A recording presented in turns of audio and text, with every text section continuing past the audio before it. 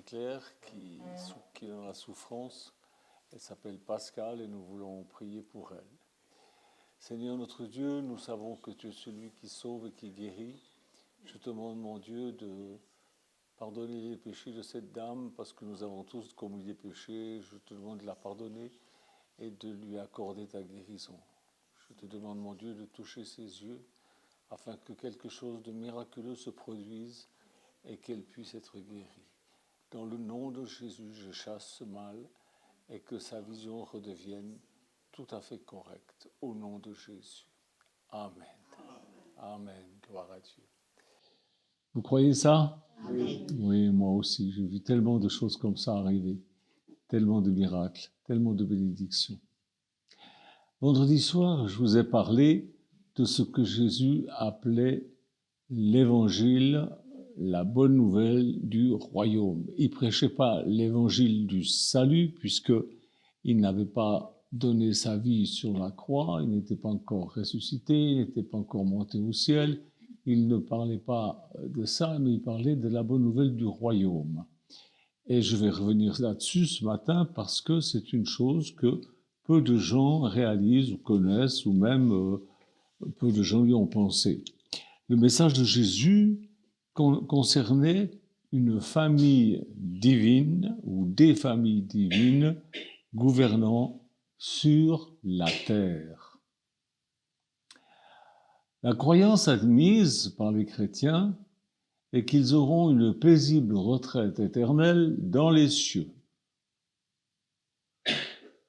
On va lire Zacharie 14, verset 14, chapitre 14, verset 9, où il est dit « Ses pieds se poseront ce jour-là sur le mont des Oliviers, qui est vis-à-vis de Jérusalem du côté est. Le mont des Oliviers se fondera par le milieu, d'est en ouest, une grande vallée se formera. Une moitié de la montagne reculera vers le nord, une moitié vers le sud, etc., etc., etc. » Jésus va revenir. Ça, on le sait. On sait qu'avant, il y aura un antichrist qui doit se manifester, qui va régner pendant à peu près 3 ans. Et puis ensuite, Jésus va revenir, il posera ses pieds. C'est-à-dire que quand il est monté au ciel, il a dit, des anges sont venus et ils ont dit aux apôtres, il reviendra comme il est parti. C'est-à-dire, il viendra du ciel. Il ne naîtra pas d'une femme. Il viendra du ciel. Alors nous savons que lorsque Jésus est venu sur la terre, il était l'image du Dieu vivant. On trouve ça dans plein de textes, dont Colossiens 1,15 qui dit que Jésus-Christ était l'image du Dieu vivant. Il était le Dieu vivant dans une image humaine. Hein. Et donc, c'est lui qui régnera sur cette terre, c'est-à-dire c'est Dieu qui régnera sur cette terre, mais pas lui tout seul. Pas lui tout seul. On va lire Apocalypse 19, 16, si vous voulez bien. Apocalypse 19, 16. Voilà ce qui est dit. Donc, quand il reviendra, il dirigera avec un sceptre de fer, il écrasera lui-même le raisin dans la cuve de la cuve du vin de l'ardente colère du Dieu Tout-Puissant. Alors, quand Jean l'a vu, il portait sur son vêtement et sur sa cuisse un nom écrit « Roi des rois et Seigneur des seigneurs ». Là, il nous est dit que Jésus sera le roi des rois et le Seigneur des seigneurs. Mais qui sont ces rois et qui sont ces seigneurs sur lesquels Jésus sera roi et seigneur? Eh bien, c'est toujours dans les Écritures que nous devons d'abord la sonder, et puis alors nous trouvons des réponses. On va lire dans Ézéchiel, chapitre 34, Ézéchiel 34, 23, voilà ce qui est dit. « Je vais mettre à leur tête un seul berger, il prendra soin d'elle, mon serviteur David, c'est lui qui prendra soin d'elle et qui sera un berger pour elle. Moi, l'Éternel, je serai leur Dieu, et mon serviteur David sera un prince au milieu d'elle. C'est moi, l'Éternel, qui ai parlé. » Est-ce que vous aviez déjà pensé... Est-ce que vous aviez déjà pensé ça?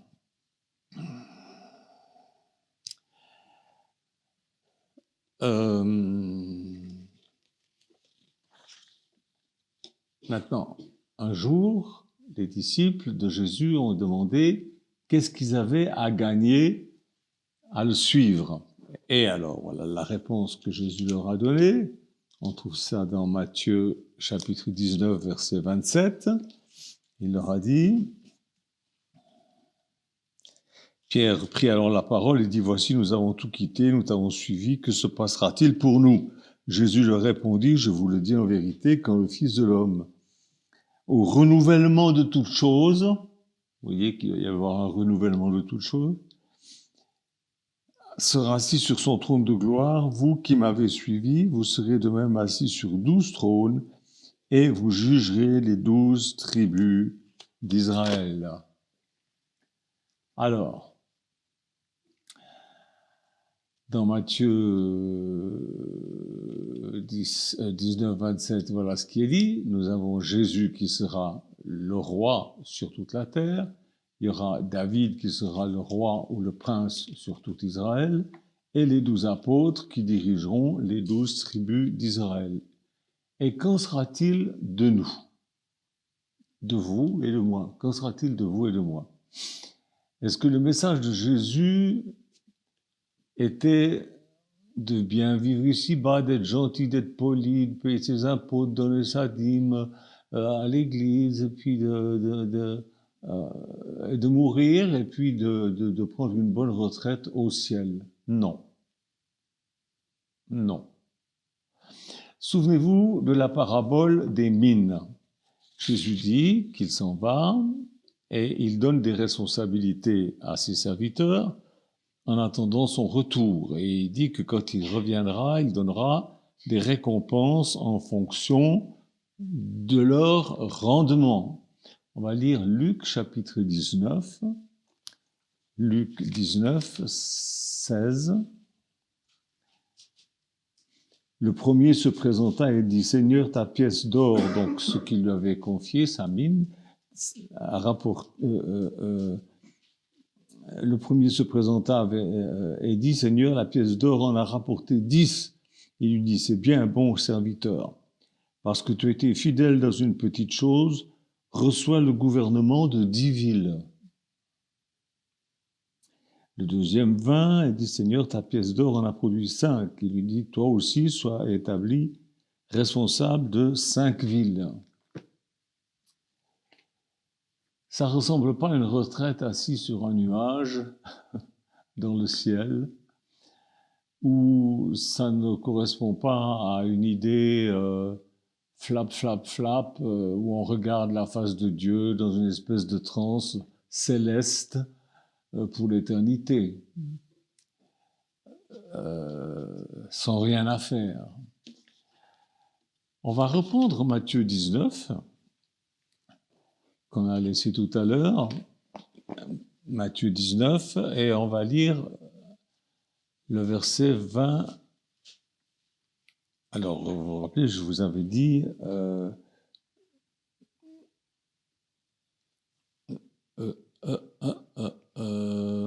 est-ce que c'est ça?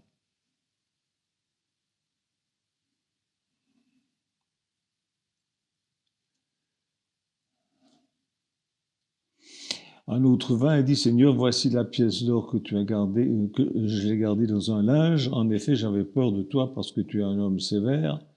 Tu prends ce que tu n'as pas déposé et tu moissonnes ce que tu n'as pas semé. Il lui dit, je vais te juger sur tes propres paroles, mauvais serviteur. Tu savais que je suis un homme sévère, que je prends ce que je n'ai pas déposé, que je moissonne ce que je n'ai pas semé. Donc, vous voyez, c'est pas à lui de semer, c'est à nous, hein. Pourquoi donc n'as-tu pas mis mon argent dans une banque afin qu'à mon retour je retire un intérêt? Puis il dit à ceux qui étaient là, enlevez-lui la pièce d'or et donnez-la à celui qui en a 10. Ils lui dirent, Seigneur, il a déjà 10 pièces d'or. Je vous le dis, répondit-il, on donnera à toute personne qui a, mais à celui qui n'a pas, on enlèvera même ce qu'il a. Dans certaines versions, c'est écrit, on enlèvera même ce qu'il croit avoir. Quant à mes ennemis qui n'ont pas voulu que je règne sur eux, amenez-les ici et qu'on les mette à mort devant moi. Terrible, n'est-ce pas? Et il y a un autre texte que je voulais vous lire aussi, mais je ne le trouve plus. On y reviendra tout à l'heure. Il est dit que nous qui avons tout quitté, nous recevons ceux qui auront quitté pour le Seigneur Jésus, leur père, leur mère, leurs enfants, leur maison, leur terre, recevront tout au centuple, et puis avec des persécutions, et pour fin la vie éternelle. Alors, qu'est-ce que nous aurons, nous? Alors, on a vu qu'il y aura David comme roi, on a vu qu'il y aura les 12 apôtres comme juges sur Israël, on a vu que ceux qui auront été vraiment fidèles, ils auront des responsabilités sur 10 villes ou sur 5 villes, et puis d'autres auront des maisons, une immense famille, des terres. Quand? Eh bien, déjà ici-bas, on voit que quand on est fidèle, on est béni, déjà, maintenant, ici-bas. Mais sur la nouvelle terre que Dieu va créer, sur la nouvelle terre, eh bien, ça sera différent encore. Là, nous aurons une famille immense, puisqu'on va retrouver les nôtres, pour lesquels nous nous serons fait baptiser. Et la nouvelle terre sera la demeure éternelle des croyants. Ce sera ça sera ça le nouveau ciel où nous vivrons. C'est là que se trouvera la nouvelle Jérusalem. Et nous y habiterons avec un corps glorifié. 1 Corinthiens 15, 38 nous dit que nous y vivrons chacun selon notre rang. Tout le monde ne sera pas à la même enseigne. Alors je vous lis 1 Corinthiens 15, 39. Qu'est-ce qu'il est dit là? Les êtres vivants n'ont pas tous la même nature, mais autre est la nature des hommes, autre celle des quadrupèdes, autre celle des oiseaux, autre celle des poissons. Il y a aussi des corps célestes et des corps terrestres, il y a les anges par exemple, et des corps terrestres comme le nôtre. Mais l'éclat des corps célestes est différent de celui des terrestres. Autre est l'éclat du soleil, autre est l'éclat de la lune, autre est l'éclat des étoiles. Chaque étoile diffère même en éclat d'une étoile à l'autre. C'est aussi le cas pour la résurrection des morts. Le corps est semé corruptible, il ressuscitera incorruptible. Il est méprisable, il ressuscitera glorieux. Il est semé faible, mais il ressuscitera plein de force. Il est semé corps naturel, mais il ressuscitera corps spirituel. S'il y a un corps naturel, il y aura aussi un corps spirituel. Voilà. Donc, ça sera chacun en son rang. Il y en a qui brilleront comme le soleil, d'autres qui brilleront comme la lune, d'autres qui brilleront comme les étoiles. Ça, je vous l'ai déjà dit, je vous l'ai déjà enseigné. Le nouveau ciel, la nouvelle terre sera un univers bien physique. Et nous aurons des corps glorieux, mais nous ne vivrons pas sur des nuages comme des espèces d'esprits flottants. Dieu sera avec nous dans la Nouvelle Jérusalem. On trouve ça dans Apocalypse 21, verset 3. Il est dit là, j'entendis une voix forte venant du ciel, il disait, voici le tabernacle de Dieu parmi les hommes, il habitera avec eux, ils seront son peuple, et Dieu lui-même sera avec eux, leur Dieu. Il essuiera toute larme de leurs yeux, la mort ne sera plus, il n'y aura plus ni deuil, ni cri, ni douleur, car ce qui existait avant a disparu. La nouvelle terre sera immense. Elle sera pas, déjà la nôtre est pas mal, mais la nouvelle terre sera immense. Et la nouvelle Jérusalem sera immense aussi. Elle mesure, d'après ce que la Bible dit, la nouvelle Jérusalem, 2200 km de long, 2200 km de large et 2200 km de haut. C'est un cube. Il y en a qui disent que c'est une pyramide. Non, c'est un cube. Parce que sinon, il ne serait pas question de largeur, hauteur et longueur. C'est un cube qui est décrit là. Enfin, peu importe. En dehors de la Nouvelle Jérusalem, qui sera sur cette immense terre, eh bien, il y aura des nations. et chaque nation aura son roi. Et chacun de ces rois apportera sa gloire dans la nouvelle Jérusalem, et il n'entrera que ceux dont le nom est écrit dans le livre de vie. On peut lire ça dans Apocalypse 21, je vous le lis, ça vaut la peine de savoir. Jésus prêchait, voilà, le royaume de Dieu s'est approché, et puis il annonçait le royaume de Dieu. Et voilà, maintenant, on sait ce que c'est le royaume de Dieu, puisque nous avons les Écritures qui nous le disent. Apocalypse 21. Puis je vis un nouveau ciel, une nouvelle terre, car le premier ciel et la première terre avaient disparu et la mer n'existait plus. Donc tout ce que vous voyez là, c'est terminé. Je vis descendre du ciel d'auprès de Dieu la ville sainte, la nouvelle Jérusalem, pareille comme une mariée qui s'était faite belle pour son époux. J'entendis une voix forte venant du ciel qui disait « Voici le tabernacle de Dieu parmi les hommes. Il habitera avec eux, ils seront son peuple, et Dieu sera lui-même avec eux, il sera leur Dieu, il essuiera toute larme de leurs yeux. La mort ne sera plus, il n'y aura plus ni deuil, ni cri, ni douleur, car ce qui existait avant a disparu. » Celui qui était assis sur le trône dit « Voici que je fais toutes choses nouvelles. » Il ajouta « Écris cela, car ces paroles sont dignes de confiance et vraies. » Puis il me dit « Je suis l'alpha et l'oméga, le commencement et la fin. À celui qui a soif, je donnerai à boire gratuitement de l'eau de la vie. Le vainqueur recevra cet héritage. Je serai son Dieu et il sera mon fils. Quant aux lâches, aux incrédules, aux pécheurs, aux abominables, aux meurtriers, ceux qui vivent dans l'immoralité sexuelle, aux sorciers, aux idolâtres, tous les menteurs, leur part sera dans les temps de feu et de soufre. C'est la seconde mort, bon débarras. Dieu veut pas de cette sorte de personnes dans son royaume. Il nous a assez avertis, il l'a assez dit, les gens en ont assez ri, un jour ça deviendra une réalité, et puis c'est tout. Il ne faut pas dire que Dieu n'est pas gentil, il est gentil, il nous avertit. Mais si on ne veut pas écouter ce qu'il dit, ben voilà, c'est tout. Puis un des 7 anges qui tenait les 7 coupes remplies des 7 derniers fléaux vint m'adresser la parole et dit « Viens, je vais te montrer la femme, l'épouse de l'agneau. » Il me transporta en esprit sur une grande et haute montagne et me montra la ville sainte, Jérusalem, qui descendait du ciel d'auprès de Dieu. Elle rayonnait de la gloire de Dieu, son éclat ressemblait à celui d'une pierre précieuse, d'une pierre de jaspe transparente comme du cristal. Elle était entourée d'une grande et haute muraille avec 12 portes, et à ces 12 portes, 12 anges, des noms qui y étaient inscrits. Ceux des 12 tribus d'Israël. Il y avait à l'est 3 portes au nord, 3 portes au sud, 3 portes à l'ouest. La muraille de la ville avait 12 fondations qui portaient les noms des 12 apôtres de l'agneau.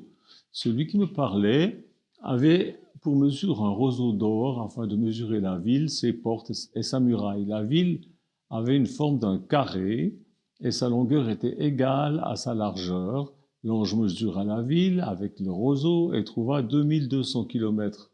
Sa longueur, sa largeur, sa hauteur étaient égales. Il mesura aussi la muraille et trouva 72 mètres selon la mesure humaine qu'employait l'ange. La muraille était construite en jaspe et la ville était en or pur, transparent comme du verre pur. Les fondations de la muraille de la ville étaient ornées de pierres précieuses de toutes sortes. La première fondation était ornée de jaspe, la deuxième de saphir, la troisième de calcédoine, la quatrième d'émeraude, la cinquième de sardoine, la sixième de coralline, la septième de chrysolite, la huitième de béryl, la neuvième de topaze, la dixième de chrysotopase, la onzième de hyacinthe, la douzième d'améthyste. Les 12 portes étaient 12 perles, chaque porte était faite d'une seule perle. La place de la ville était en or pur, comme du verre transparent. Je ne vis pas le temple dans la ville, car le Seigneur, le Dieu Tout-Puissant, est son temple, ainsi que l'agneau. La ville n'a besoin ni du soleil, ni de la lune pour l'éclairer, car la gloire de Dieu l'éclaire et l'agneau est son flambeau. Les nations marcheront à sa lumière. Vous voyez qu'il y a des nations qui marchent à la lumière de cette nouvelle Jérusalem qui est sur la terre. Les nations marcheront à sa lumière et les rois de la terre y apporteront leur gloire. Ces portes ne seront pas fermées de toute la journée, car il n'y aura plus de nuit. On y apportera la gloire et l'honneur des nations. il n'y entrera rien de souillé, ni personne qui se livre à des pratiques abominables et aux mensonges. Il n'entrera que ceux qui sont inscrits dans le livre de vie de l'agneau. C'est un peu long, mais je pense que c'est bien qu'on le dise, qu'on le lise. Il y en a qui me disent, je lis pas l'Apocalypse, ça me fait peur. Moi, ça me fait pas peur. C'est un livre de révélation. La révélation de qui est Jésus et de ce qu'il veut faire. Alors, les seigneurs de la Nouvelle Jérusalem sont ceux qui brillent comme le soleil. C'est l'épouse de Christ. L'ange dit, viens, je vais te montrer l'épouse de l'agneau, et il lui montre la Nouvelle Jérusalem. Alors ça, c'est ceux qui brillent comme le soleil. Les habitants des nations seront les chrétiens qui brilleront comme la lune et qui auront des responsabilités sur la gestion des villes des nations. Ceux qui auront été fidèles dans ce qu'on leur a donné, ils ont fait travailler, ils ont fait valoir ce qu'ils avaient reçu, et puis bon, ils n'ont pas tous été formidables, mais alors il y en a qui auront 10 villes, il y en a qui ont 5 villes, etc. Et souvenez-vous de la parole des mines, c'est ce que je viens de vous dire. Et les personnes soumises au Seigneur des nations, parce qu'il y aura des personnes soumises au Seigneur des nations, et puis au chef de ville, eh bien, ce seront les chrétiens qui brillent comme les étoiles et qui n'auront pas fait grand-chose de leur vivant sur la terre, à part poser leur dernière au culte, et puis éventuellement donner la dîme, et puis prier un petit coup par-ci, par-là. On va lire 1 Corinthiens 15, 39, 42. 1 Corinthiens 15, 39, 42. Le corps est semé corruptible, il est ressuscité incorruptible, il est semé méprisable, il ressuscite glorieux, il est semé faible, il ressuscite plein de force, il est semé corps naturel, il ressuscite corps spirituel. Là, c'est pas tout à fait ça, c'est 39, excusez-moi, 39, 42, oui, mais on l'a déjà lu, Autre est l'éclat du soleil, autre est l'éclat de la lune, autre est l'éclat des étoiles. Chaque étoile diffère, même en éclat d'une autre étoile. C'est aussi le cas pour la résurrection des morts, c'est-à-dire que on ne ressuscite pas tous avec le même éclat. Ça dépendra de ce qu'on aura fait ici.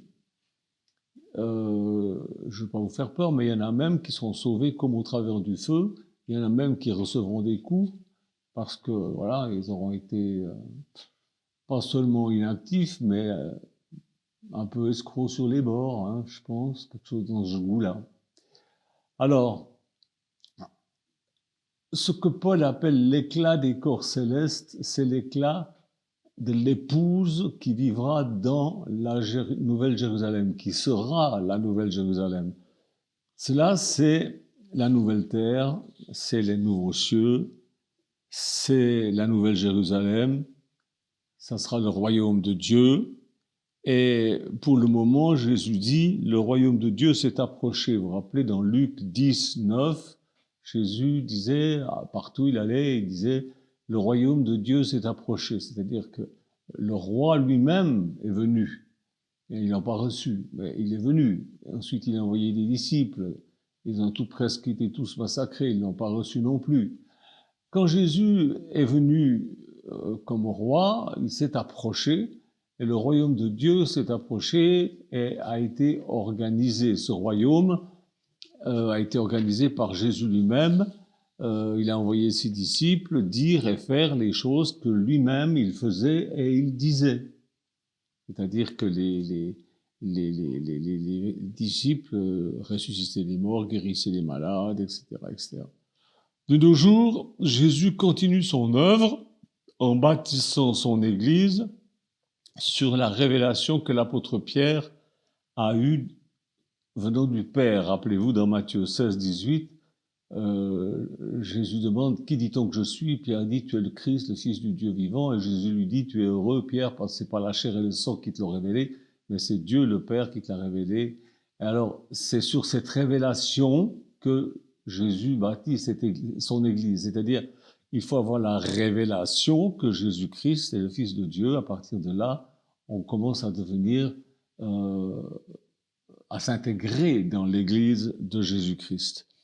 Seul Jésus construit son Église. En aucun cas, c'est un homme ou une femme qui construit l'Église de Jésus-Christ. Nous avons juste la responsabilité de prêcher sa parole, de guérir les malades en son nom, faire toutes ces choses et de vivre en conformité avec son plan de construction qu'on trouve dans la Bible, dans Actes chapitre 2 et Actes chapitre 4. Je ne vais pas vous les lire, lisez-les, c'est un peu long, mais vous allez voir que le plan de Dieu au départ, c'était que son Église qu'il bâtissait soit une communauté, pas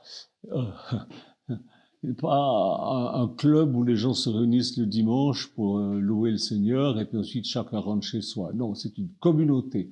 Chacun donnait tout ce qu'il avait, les apôtres distribuaient selon les besoins de chacun, ils prenaient leur repas toujours ensemble, ils avaient un seul cœur, une seule âme, nul ne disait que ses biens lui appartenaient en propre, etc. Vous connaissez, mais relisez et voyez, pensez, est-ce que mon Église, elle est comme ça? Voilà.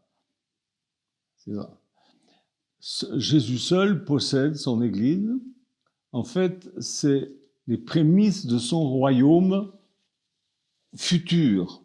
L'Église telle qu'elle est aujourd'hui. L'Église biblique telle qu'elle est aujourd'hui.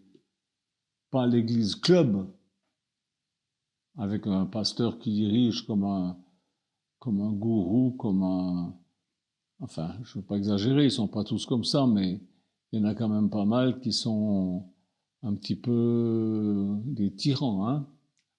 Alors, c'est Jésus, lui seul, qui dirige son Église. Nous avons juste la responsabilité de communiquer sa parole et de faire ce qu'il faisait. Jésus possède son Église. En fait, c'est l'Église, celle qu'il a voulu au début, eh bien, c'est celle qui sera, c'est les prémices de celle qui sera dans le monde futur. Jésus nous a dit d'observer tout ce qu'il a prescrit. On trouve ça dans Matthieu 28, 20. Et dans tout ce qu'il a prescrit, il y a renoncez à vos biens, suivez-moi, quiconque ne renonce pas à tous ses biens ne peut pas être mon disciple, celui qui aime plus son père, sa mère que moi n'est pas digne de moi. Donc vous n'avez pas d'excuse, vous devez suivre le Seigneur Jésus-Christ à fond, et puis tel que c'était écrit, et puis vivre avec vos frères et sœurs. Ah oui, mais aujourd'hui, c'est plus... Je m'en fiche de ce que vous pouvez dire, penser et donner comme excuse. Moi, je vous prêche la parole de Dieu, la Bible. Ça, c'est ce que je dois faire, et c'est pas seulement ce que je dois faire. Je fais pas que de le prêcher, je le vis. Je le vis depuis 1974 avec mes frères et sœurs qui sont ici. Alors, je vous enseigne ces choses afin que vous les sachiez, que vous ne disiez pas en arrivant devant Dieu, « Ah bon, on ne savait pas ». Si, vous le savez, vous le savez. Celui qui a un ministère de la parole doit annoncer tout le conseil de Dieu. On trouve ça dans Timothée, dans 2 Timothée 4, 23.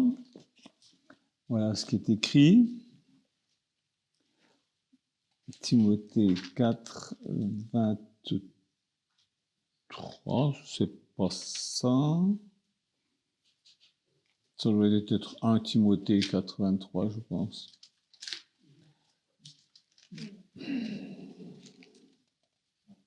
Ben non, c'est pas ça. Pardon? Quelqu'un me dit quelque chose?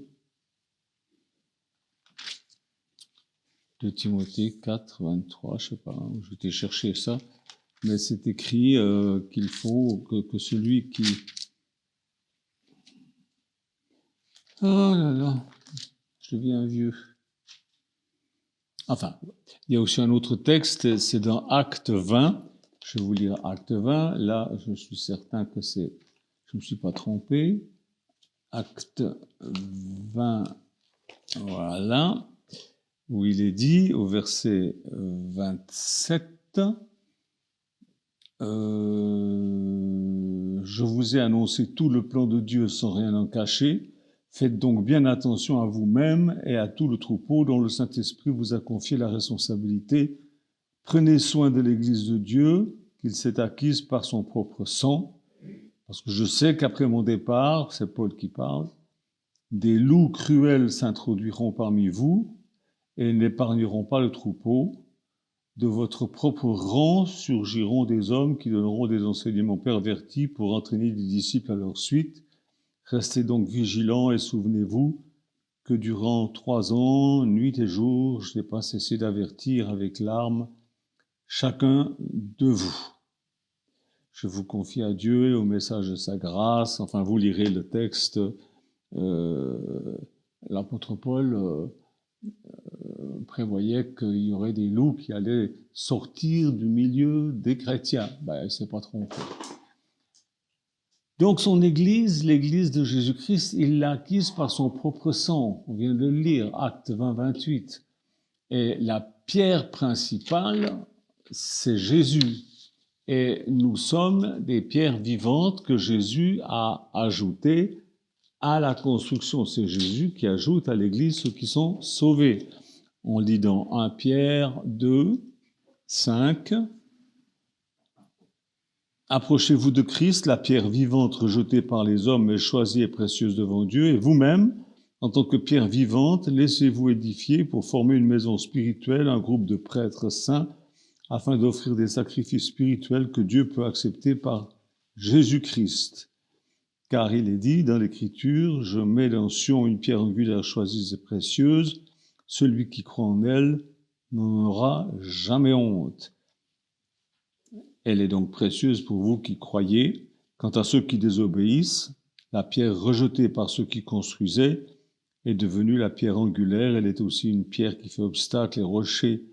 C'est un rocher propre à les faire trébucher.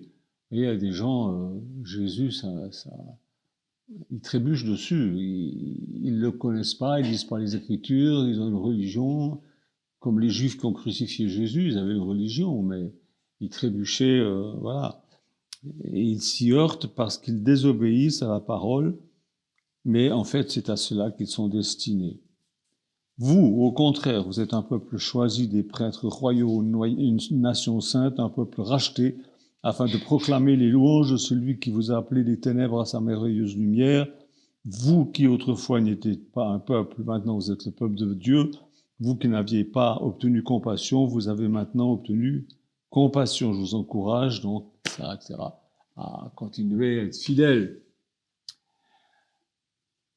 Je pense que vous avez compris ce que l'apôtre dit là. L'Église de Jésus-Christ, il nous est dit qu'elle est la colonne et l'appui de la vérité, dans 1 Timothée 3,15. L'Église est la colonne et l'appui de la vérité. Il y a des gens qui disent « Moi, je ne vais plus à l'Église parce que la sœur Trouchu, elle me dit pas bonjour » ou « Je ne vais plus à l'Église parce que ça me casse les pieds de me lever le dimanche matin » ou toutes sortes d'excuses. Vous êtes en train de mépriser ce que Jésus... Enfin bon.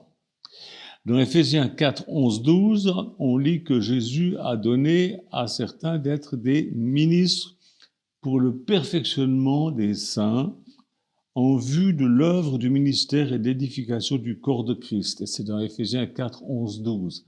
C'est-à-dire que dans son Église, il y a des ministères. Il y a 5 ministères. Et malheureusement, dans les églises, maintenant, il n'y en a plus que 2. Hein, on voit des évangélistes et des pasteurs, puis c'est tout. À partir du moment où quelqu'un veut être un apôtre ou un prophète, et les prophètes, je me méfie un peu.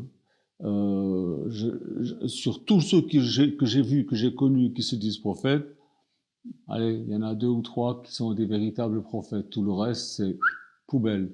C'est du n'importe quoi. Alors, faites attention, mais c'est pour ça qu'il y en a presque plus dans les églises, parce qu'ils ont fait tellement de dégâts, ils ont dit tellement de bêtises, ils ont été tellement charnels.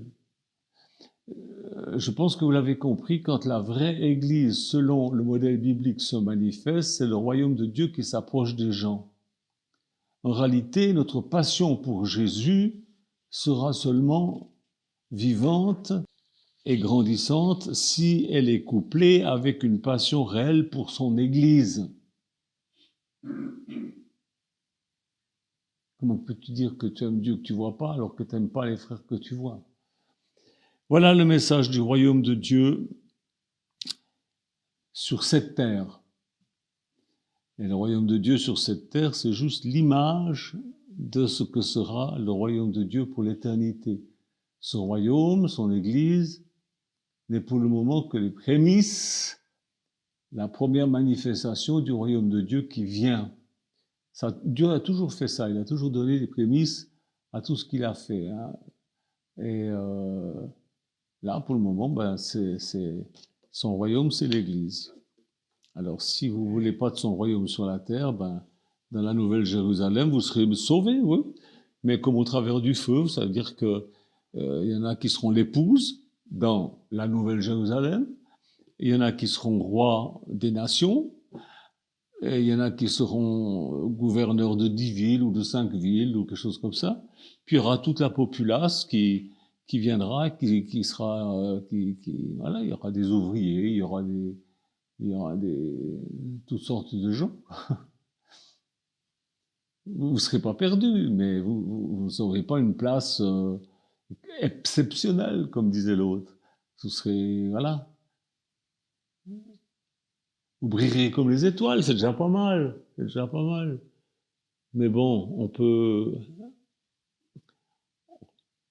quand même espérer mieux, non? Et puis, il suffit d'y croire et puis de se mettre au travail. Alors, je prie que vous soyez fidèles et que vous preniez conscience de ces choses.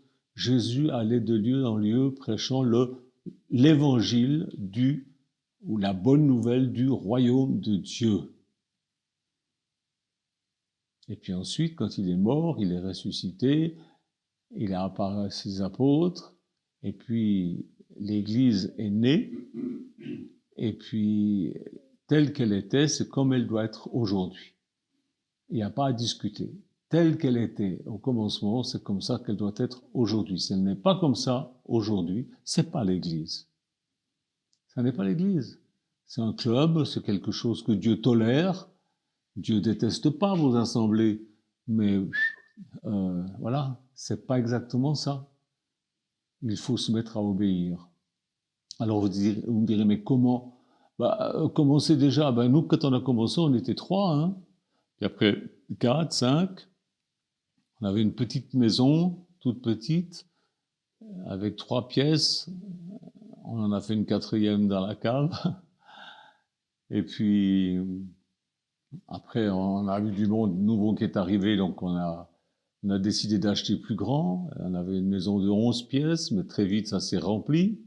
Il a fallu qu'on démolisse les garages pour agrandir. Puis après, au bout de quelques temps, c'était encore trop petit, donc on a acheté un château, et etc., etc. Puis maintenant, on est là où on y est très bien. Et je prie que le Seigneur touche vos cœurs et que vous preniez conscience de l'importance de ce message de l'évangile du royaume. L'apôtre Paul dit que si quelqu'un vient à vous prêcher un autre évangile, qu'il soit anathème. Alors, l'évangile du royaume, dans l'évangile du royaume, il y a l'évangile que vous prêchez, c'est-à-dire Jésus qui est mort, qui est ressuscité, qui est monté au ciel. C'est dedans. Parce que si Jésus-Christ n'est pas mort, s'il n'est pas ressuscité, s'il n'est pas monté au ciel, il n'y aura jamais de royaume. Mais le but de tout ça, c'est qu'il veut établir son royaume. Et il veut l'établir où? Pas ici, sur la nouvelle terre. Celle-là, elle va être détruite. La Bible dit, elle sera roulée comme un vieux manteau et jetée avec le ciel. Tout ça, ça va disparaître. Je me rappelle d'un frère qui disait, enfin quand même, Dieu va pas détruire Paris, vous vous rendez compte? Toutes ces belles rues, ces beaux monuments, à la poubelle. Dieu va tout détruire parce que trop de péché. Dieu va tout détruire et tout reconstruire et ça sera merveilleux. Il faut que vous soyez avec nous. Que Dieu vous bénisse. Amen. Au revoir.